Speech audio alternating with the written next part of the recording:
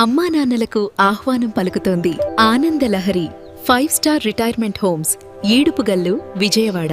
East మారేడుపల్లిలో రాజలింగం అనే ఒక పెద్ద ఆయన సెంట్రల్ గవర్నమెంట్ లో జాబ్ చేసి రిటైర్ అయిపోయి తనకున్నటువంటి లేదా తాను సంపాదించినటువంటి ఆస్తుల్ని ఇద్దరు కూతుళ్ళకి సమానంగా పంచి ఇచ్చాడు. కానీ చివరకు ఇద్దరు కూతుళ్ళు ఆయన కనీసం తిండి కూడా పెట్టకుండా రోడ్డు మీదకు పంపించేశారు.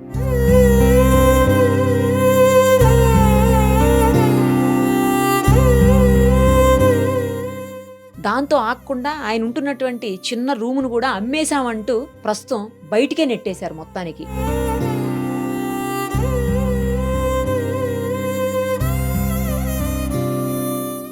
ఆయన్ని ఏం చేయాలో అర్థం కానటువంటి సిచ్యుయేషన్లో పాపం బస్తీవాసులే తీసుకెళ్లి ఆయనకి నిన్నటి నుంచి ఫుడ్ కూడా వాళ్లే పెడుతూ ఉన్నారు. ప్రస్తుతం ఆయన మనతో పాటు ఉన్నారు. ఒక్కసారి మాట్లాడదాం, ఆయన అసలు ఏం జరిగింది, ఎందుకు ఇంత దీనావస్థకి ఆయన రావాల్సి వచ్చింది, ఎక్కడికి పోతున్నాయి మానవ సంబంధాలు, సొంత తండ్రి కన్న తండ్రి కని పెంచినటువంటి కష్టాలు ఎన్నో ఓర్చి వాళ్లకున్న దాంట్లో ఖచ్చితంగా పిల్లలనైతే సాధ్యమైనంత వరకు మంచిగానే పెంచుతారు ఏ తల్లిదండ్రులైనా. బట్ ఆ తర్వాత వాళ్ళ అవసాన దశలో చూసుకోవాల్సినటువంటి బాధ్యత మనది కాదా?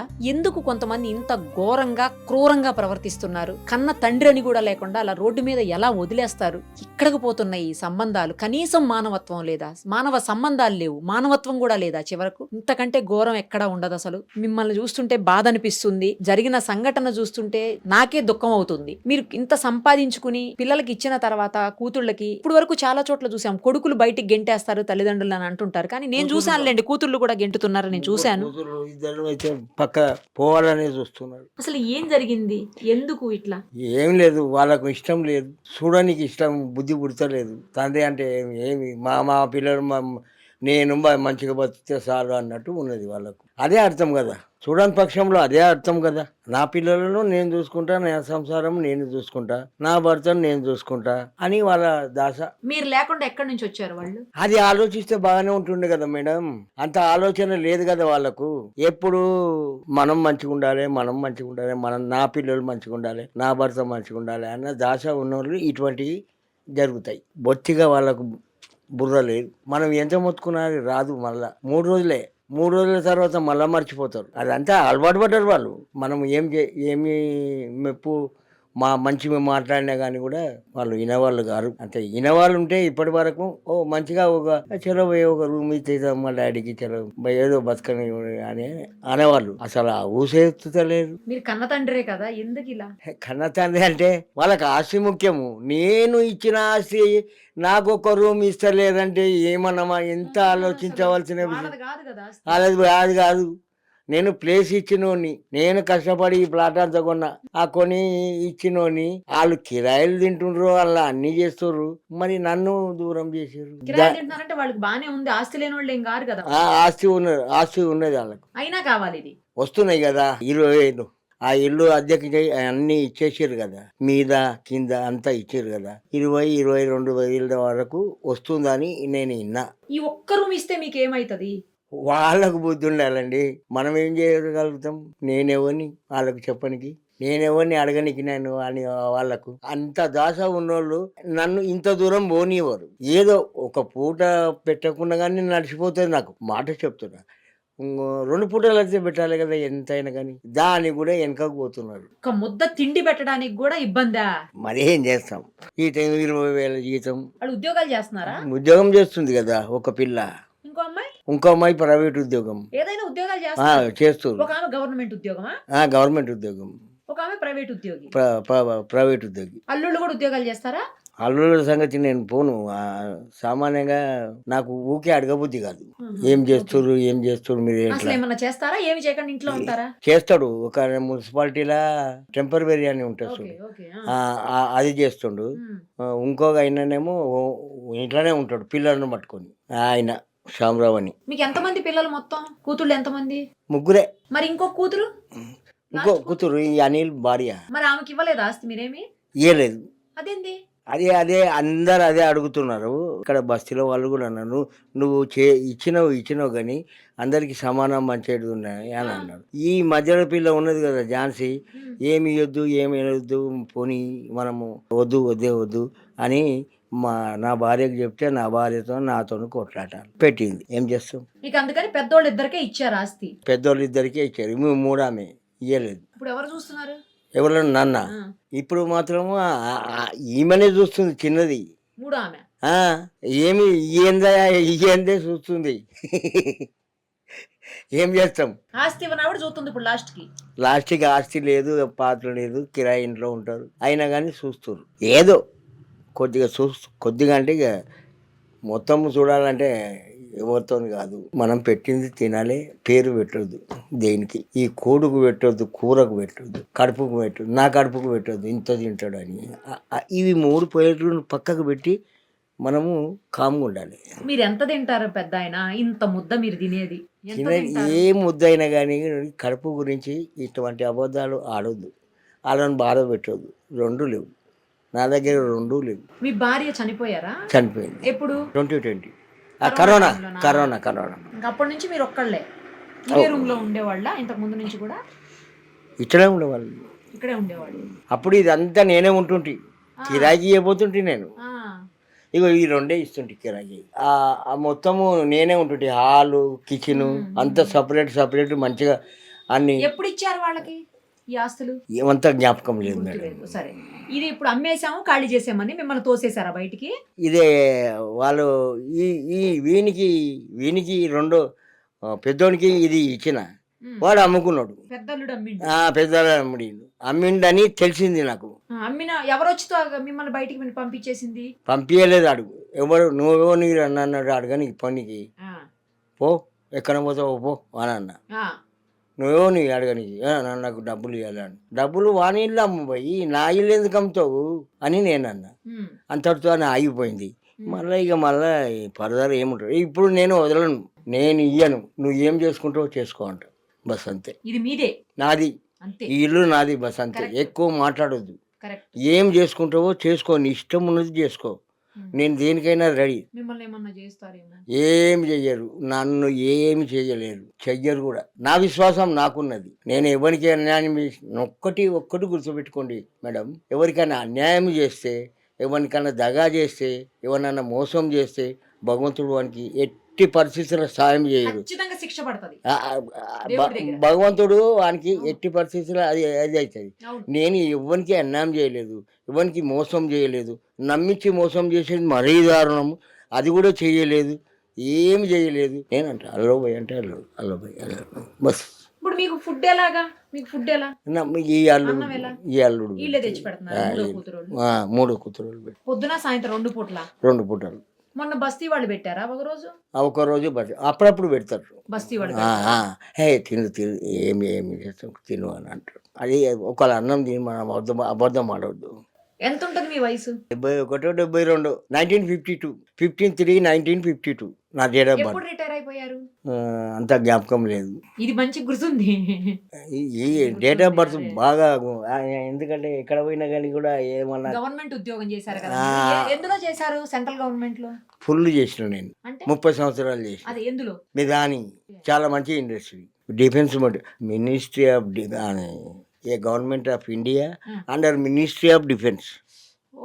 ఆ సంస్థ చాలా మంచి కంపెనీ. నేను తారీఫ్ చేస్తాను. సాలరీస్ మంచిగా ఉన్నాయి, ఫుడ్ మంచిగా ఉంటుంది, అన్నీ మంచిగా ఉంటాయి. మన ఎంప్లాయీస్కు మేనేజ్మెంట్ ఎవరైనా కానీ మంచిగా చూస్తారు. ఇప్పుడు ఇలా తల్లిదండ్రుల దగ్గర ఆస్తులు తీసుకొని కొడుకులైనా కూతుళ్ళైనా తీసేసుకుని ఇలా వాళ్ళకి సంబంధం లేదన్నట్టు తల్లిదండ్రులు బయటికి గెంటేట, కనీసం ఒక్క పూట ముద్ద కూడా పెట్టకుండా మీరు ఏం చెప్తారు చెప్పండి? నన్ను గెంటేయలేదండి మీరని కాదు, అలా తల్లిదండ్రులను పట్టించుకొని వాళ్ళకి పోని కనీసం పట్టించుకోకుండా. వానికి వెదవ బుద్ధి, వ్యసనాలు ఎక్కువ ఉంటాయి వానికి. తాగుడు, తిరుగుడు ఇవి ఉంటాయి. వ్యసనాలకు అలవాటు పడ్డవాడు తల్లిదండ్రులను కేర్ చేయడు. మగవాళ్ళైనా ఆడవాళ్ళే ఎవరైనా కానీ, ఆడపిల్లైనా చేయదు కేరు, మగవాడైనా చెయ్యడు. ఉన్న మాట చెప్తున్నా. మీరు చరిత్రలో ఎక్కడన్నా చదువుకోండి, ఏ బస్సు పోయన్నా అడగండి. అలాంటి వాళ్ళకి అంటే అలా తల్లిదండ్రులు చూసుకోకుండా అలా వదిలేసే వాళ్ళని మీరు ఏం చెప్తారు? అవసాన దశలో, లాస్ట్ స్టేజ్ లో చూసుకోవాల్సిన బాధ్యత కొడుకులు కూతురుదే కదా. కానీ ఈయనకే అసలు కొడుకులకే బుద్ధి లేకపోతే ఇంకా తండ్రి ఏం చేస్తాడు? ఎక్కడ పోయి అడుగుతాడు? కొడుకులు లేరు.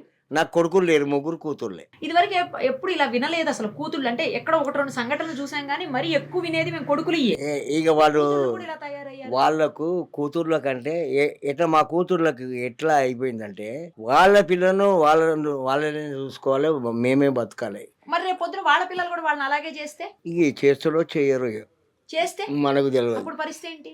మీరనే కాదు ఎవరికైనా సరే తల్లిదండ్రులు అలా చేసిన వాళ్ళకి మళ్ళీ వాళ్ళ పిల్లలు కూడా రేపు పొద్దున అలా చేస్తే కూరుస్తారు. మనం చూడడానికి పోము కదా, మనం అడగానికి పోము కదా. వాని దీనిలో ఉండాలి. ఇక్కడ లేనిది ఎక్కడ పోయినా పడి ఏం చెప్తాం అని బుద్ధి లేనికి ఎన్ని వాళ్ళు రాసినా కానీ కూడా అర్థం కావు. మనం ఎక్కువ ఏం అడుగుతాం మేడం? ఒక్కటే మాట చెప్పు నాకు. ఎక్కువ ఒక్క దినం అడుగుతాం, 2 దినాలు అడుగుతాం, 1 నెల అడుగుతాం, 2 నెలలు, 3 నెలలు. మందులకి అట్లకి డబ్బులు ఎట్లా వస్తాయి మరి ఇప్పుడు? నా ఫ్రెండ్స్ సాయం చేస్తారు. గ్రేట్ ఫ్రెండ్స్ నిజంగా ఉన్నారు, కొంతమంది ఉన్నారు. 2-3 సాయం చేస్తారు. ఈ సత్యనారాయణ కవాడి కూడా ఉన్నాడు, చాలా మంచి అతను. సీన్ అని బొల్లారంలో సీన్ అని బొల్లారంలో ఉంటాడు. ఆయన చేస్తాడు. ఏమిరా బాబు గోళీలు అయిపోయినాయిరా బాబు, జర చూస్తావా అని అంటే ఎంత అవుతుందిరా అని అంటాడు. ఇగో బిల్లు పట్టరా వయసు చూసుకో అని అంటే 120 రూపాయలు నేను ఇచ్చారా, నువ్వు తెచ్చుకోపో. సరే, ఈసారి మీకు ఏమన్నా మందులు గానీ అవసరం పడితే నాకు ఫోన్ చేయండి, నేను ఇస్తాను. సరేనా? మీ దగ్గర నంబర్ ఉంది కదా నాది, ఇందాక వచ్చింది కదా, నేను చేసినా కదా. ఆయన దగ్గర ఉన్నది. మీకు నేను చేసా కదా ఫస్ట్. ఉన్నది అది పెట్టుకోండి. మందులకు అవసరం అయితే నాకు ఫోన్ చేయండి, నేను ఇస్తాను. సరే సరేనా? నేను పేరు చెప్తే పర్వాలేదు. టాబ్లెట్ సరే, నేను పంపిస్తాను. నేను కొనను, నేనే పంపిస్తా టాబ్లెట్లు. సరేనా? అది కథ. ఎందుకంటే నేను ఎందుకు కొన్నానంటే మంచి పద్ధతి కాదు అది. అట్లా ఏం లేదులే, మందుల దగ్గర కూడా అబద్ధం చెప్తారంటే. ఏమేమి మందులు వాడతారు మీరు? దేనికి వాడతారు? దేనికి, దేనికోసం? నొప్పులకు, కాళ్ళు నొప్పులుకా? ఇవి ఓన్లీ కాళ్ళు నొప్పులేనా? బీపీలు షుగర్లు అట్లా ఏం లేవా? లేవు. ఇగో ఇది ఆపరేషన్ అయిపోయింది. ఇది కళ్ళ ఆపరేషన్ అయిపోయింది. భగవంతుని అవుతుంది. ఆడు కూడా ఒక పుణ్యాత్ముడు నన్ను చేయించండు. ఏమంటే ఎవరు లేరు ఆయనకు చేయాలని. ఇదే ట్రస్ట్ హాస్పిటల్. ట్రస్ట్ ఇది మంచిగా ఉన్నది, మంచిగా చేసి. ఏమన్నా అవసరం అయితే నాకు ఫోన్ చేయండి. సరేనా? సరే మేడం, మంచిగా ఉండండి. ఏం బాధ, నాకు దేవుడు ఉన్నాడండి. ధైర్యం కూడా ఉంది మీకు. దేవుడు కాదు, ధైర్యం కూడా ఉంది మీకు. నాకు అది బాగా అనిపించింది మిమ్మల్ని చూస్తుంటే. ఎందుకంటే ధైర్యం లేకపోతే మనిషి బతకలేడు. ఒక్కటి గుర్తుపెట్టుకో, మనిషి అంటే ఒక్కసారి ధైర్యం చేసినంత మాత్రం బతకడు. ఎన్ని కష్టాలు వచ్చినా ధైర్యంతోనే ఉంటేనే బతుకుతాడు. కరెక్ట్. నా ఆయుష్ ఎంత ఉన్నదో అంతవరకు ఉండాలి కూడా, అంతవరకు పూర్తి చేస్తాను. కరెక్ట్. ఆ తర్వాత ఆయనకి చెప్తాను, తీసుకోపోరా తొందరగా. అయ్యో కాదు, తిన్నారా ఏమన్నా? తిన్నా, ఇడ్లీ తిన్నారా? 2 ప్లేట్లు తిన్నా. సరే, భోజనం తింటారా? తెచ్చిపెట్టినా? వద్దు. ఆయన మా అల్లుడు తెస్తాడు. తెస్తాడు, ఆయన తెస్తాడు. ఏంటండి ఇంత దారుణమైన పరిస్థితి? ఎందుకంటే కూతుళ్ళకి సంపాదించిందంతా కూతుళ్ళకి ఇచ్చేసి, 2 కూతుళ్ళకి, ఇవాళ ఆయన ఈ పరిస్థితి ఎందుకు ఇట్లా? అంటే ఇచ్చింది కూడా మాకు తెలియదండి ఫస్ట్. ఎందుకంటే ఈయన మారేడుపల్లి ఉంటాడు, మేము ఇంద్రనగర్ ఉంటాం. మా దగ్గర లేదన్నా మాకు చాలా పెద్ద కుటుంబం. ఈయనకు మా సొంతం డాడీ వల్ల అన్న, మా పెద్దనాన్న. ఈయన సొంతం పెద్దనాన్న. అయితే కదా ఇప్పుడు 5 ఏళ్ళ కింద ఈ ప్రాపర్టీ, అయినా 5 ఏళ్ళలో 6 ఏళ్ళ కింద ప్రాపర్టీ రాసిచ్చిన సంగతి కూడా మాకు తెలియదు. రాసిచ్చినాక ఏమైంది, మా పెద్దమ్మ చనిపోయింది. మా పెద్దమ్మ కూడా చనిపోయిన కారణం ఈమెనే ఝాన్సీ. అది కూడా ఎందుకు చెప్తున్నానంటే, పర్టికులర్గా హాస్పిటల్ ఇక్కడ ఆమె బాగాలేనప్పుడు ఇక్కడ గీతా నర్సింగ్ హోమ్ ఉంది, శరై నర్సింగ్ హోమ్ ఉంది. మీరు బర్కత్పురా తీసుకోవాల్సిన అవసరం ఏముంది? మా పెద్దమ్మని ఎమర్జెన్సీ కేసు ఉన్నప్పుడు మీరు ఎక్కడున్నా ఇక్కడ వెంటనే దగ్గరున్న హాస్పిటల్కి తీసుకెళ్ళాలి. ఆ ఝాన్సీ అంటే మా అక్కనే, ఆమె మా అంకాలే ఝాన్సీ. ఆమె ఎర్రగడ్డ హాస్పిటల్లో పనిచేస్తుంది. ఆమె ఇప్పుడు మంచి పొజిషన్లో ఉంది. ఆమెకు ఒక 6 ఇండ్లు 7 ఇండ్లు ఉన్నాయి, చాలా ఆస్తిపరురాలు. ఆమె అంత దూరం తీసుకెళ్తాల్సిన అవసరం లేకుండే. దురదృష్టం మా పెద్దమ్మ చనిపోయినాక 3వ రోజు కూడా చేయలేరు వాళ్ళు. 3వ రోజు కూడా చేయలేదు. ఇంకా ఆలుగడ్డ వండిర్రు. మనం మామూలుగా మటన్ వండుకుంటాం కదండి. ఇప్పుడు మా దాంట్లో ఎట్లా అంటే, మా కులంలో ఎట్లా అంటే, మా ఇంట్లో వచ్చి తినిపోతాం మేము. వంకాయ ఆలుగడ్డ వండితే అప్పటిదప్పుడు మళ్ళీ తీసుకొచ్చి వండిరు. అట్లాంటి పరిస్థితి ఈయనది. ఈయన దగ్గర 12 తులాలు బంగారం ఉండే, అది కూడా బిడ్డలకు ఇచ్చేసింది కూడా మాకు చెప్పలేడు. మాకు ఎప్పుడు చెప్పిండంటే దినాల రోజు నేను అడిగిన, నేను మా అక్క, మా జ్యోతక్క, మా మమ్మీ, ఇంకా మా చుట్టాలందరూ అడిగినాం ఏమని, ఇప్పుడు ఈయన పరిస్థితి ఏంది, ఈయనకి ఏమి ఇస్తారంటే ఏమన్నా అంటే ఒకరు ఇల్లు ఇవ్వరి, ఒకరు పైసలు ఇవ్వరి, ఒకరు ఇల్లు ఇవ్వరి, ఒకరు ఖర్చులకు మేమేమన్నామంటే 5,000 ఇమ్మన్నాం. 5,000కి ఆమె ఏమన్నది నా స్థేమత లేదంటే 70,000 80,000 సంపాదించేట ఆమెకు స్థేమత లేదా అండి ఆయనకు 5,000 ఇవ్వడానికి. ఏదో ఒక్కరోజు వచ్చి ఆ రోజు బంగారం తీసుకుందంటే మళ్ళీ వచ్చి డాడీ అన్నది లేదు. ఏ రోజు డాడీ అన్న పదమే లేదు ఝాన్సీ దగ్గర. ఆడికి వచ్చి రోడ్డు మీద మా బావ వచ్చి తీసుకొని పోతాడు, మా నంబర్లన్నీ బ్లాక్. నన్ను ఏమన్నది, నన్ను మా అక్కలను ఏమన్నది, ఎట్లా వచ్చిర్రు ఎట్లా తిని వెళ్ళిపోవాలి. ఇక ఆమె ఆర్థిక పరిస్థితి బాగాలేక ఆమె ఇక మా రెండో అక్క, మా పెద్దక్క, అందరికన్నా పెద్దక్క భాగ్య, ఆ ఇల్లు ఆమె ఆర్థిక పరిస్థితి బాగాలేకనో ఏమో ఆమె ఇల్లు అమ్ముకున్నది. ఇప్పుడు ఈమెన్ రూమ్ ఇవ్వమంటే ఈమె ఏమంటది, ఆమె కూడా జాబ్ చేస్తుంది. ఇక వాళ్ళ ఫైనాన్షియల్ సిచ్యువేషన్ మనకు తెలియదు. ఈమె ఫైనాన్షియల్ సిచ్యువేషన్ ఏదో ఉంది కాబట్టి మనకు తెలియదు. ఇప్పుడు వాళ్ళు ఎంత అమ్ముకుర్రో మనకు తెలియదు. వాళ్ళు ఇప్పుడు ఈమెని కిరాయికి ఇచ్చిండు. ఈయన కిరాయిలు కూడా వస్తుండే. ఈయనకు కొన్ని నెలలు అన్నం పెట్టారు. తర్వాత నేను మా బావ అంటే ఇంకో అక్క, చిన్న అక్క, లాస్ట్ ఆమె, నేను ఆమె కొన్ని రోజులు మాతో ఎంత అవుతుందో అంత చేస్తున్నాం. మ్యాక్సిమం వచ్చినప్పుడల్లా నేను కూడా నాతో ఎంత అవుతుందో అంత చేసిపోతా. ఇప్పుడు ఈయన రోడ్డు మీదకి వచ్చే కారణం మెయిన్ ఈ ఝాన్సీ. ఎందుకంటే ఆమెనే మెయిన్.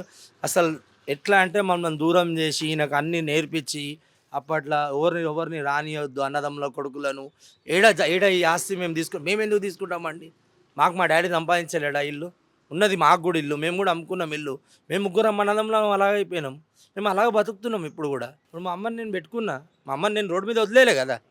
ఇప్పుడు వాళ్ళు కూడా వాళ్ళ నాన్నని పెట్టుకోవాలి ఎవరో ఒకరు. మేము కోరుకునేది అదే. మీరు అమ్ముకున్నారా ఏదైనా చేసుకోరు, మీరు మాకు సంబంధం 5,000 ఇవ్వమంటే నన్ను ఏమన్నది, అరే ఎక్కువ మాట్లాడక రా, వెళ్ళిపోయిన వీడికెళ్ళి తిని వచ్చినావు కదా, తిని వెళ్ళిపోవాలి. ఇప్పుడు ఈ ఇంట్లో రూమ్ ఇమ్మంటే ఏమంటుంది, 2 లక్షలు అడ్వాన్స్ ఇవ్వాలంట ఆమెకు. ఈయన కన్న తండ్రి అడ్వాన్స్, ఆమె అక్క అడ్వాన్స్ ఇవ్వాలంట. ఎందుకు ఇస్తుందండి, మీకు ఏమన్నా సంపాదించిరా? అయినా మిదానిలో డ్యూటీ చేసినప్పుడు ఆయన ఇన్షర్ట్ లేని బయటికి పోకపోతుండే, చిన్న గోల్డ్ బ్లాక్ సిగరెట్ తప్ప ఏది దాగకపోతుండే. ఆయన ఇవాళ రోడ్డు మీద బీడికట్ట పెట్టుకొని ఉన్నాడు. ఆయనకు నెలకు వచ్చేది 1,300 పెంచింది. ఆ 1,300 ఆయన రోజు మెడిసిన్లు ఉన్నాయి. ఆయన రోజు ఇంత తాగుతాడు. అబద్ధం ఎందుకు, రోజు ఇంత తాగుతాడు, పెద్ద మనిషి తాగుతాడు. అవన్నీ ఎడికెళ్ళి వెళ్తాయండి. ఆమె 1,500 వేస్తుంది. ఆ 1,500 సరిపోతాయా? ఏడికి సరిపోతాయండి ఈ కాలంలో ఒక 500 రూపాయలు నోటు తీస్తేనే మనకు సరిపోదు. ఈమె 1,500 కాదు, ఈమె అసలు 5,000 ఇవ్వమని చెప్పినాం. 5,000 ఇవ్వమంటే నేను ఇయ్యాను. ఆమెకి ఏం తక్కువ, దిల్సుఖ్ నగర్లో ఒక ఇల్లు, గౌలిగూడలో ఒక ఇల్లు, మలక్పేటలో ఒక ఇల్లు, రామాంతపూర్లో ఒక ఇల్లు. ఢిల్లీ పబ్లిక్ స్కూల్లో వాళ్ళ పిల్లలు చదువుతారండి. మీరు అర్థం చేసుకోండి, మా పిల్లలు చదువుతారు ఢిల్లీ పబ్లిక్ స్కూల్లో. లక్షలు ఫీజులు కట్టుకుంటుంది. కన్న తండ్రిని చూడనీకి కాదా? ఒక 5,000 ఇవ్వనీకి ఏందండి? ఇది దారుణం. ఇది మొన్న వచ్చిండు. అంటే మా అక్క వాళ్ళు అపార్ట్మెంట్ కొన్నారు, అక్కడికి వచ్చిండు, ఉన్నాడు.